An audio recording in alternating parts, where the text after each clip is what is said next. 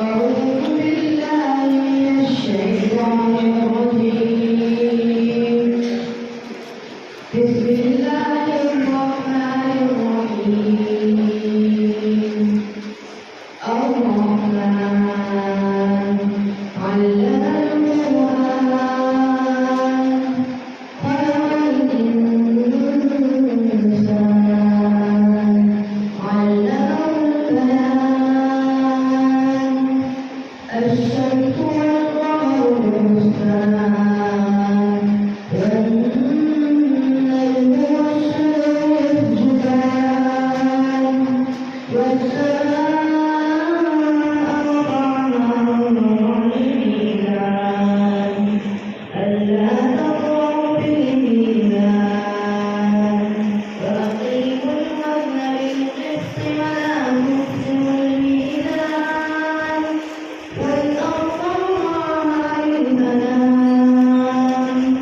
فيها فاكهة والنخل الأكمام والكهف العصف والريحان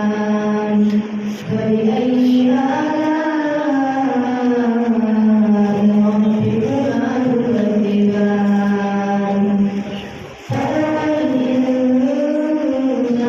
من صلصال كالفخار وخلق الجان من مارج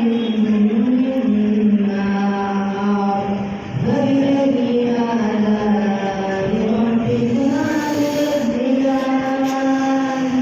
رب المشرقين ورب المغربين فبأي آلاء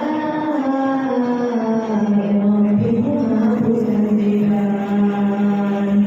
مرج البحرين يلتقيان بينهما برزخ لا يبغيان فبأي آلاء ربكما تكذبان ولقد يقول منهما اللؤلؤ والمرجان فبأي آلاء ربكما تكذبان وله جبال منشآت في الأرض كالأعلام فبأي آلاء ربكما تكذبان صدق الله العظيم.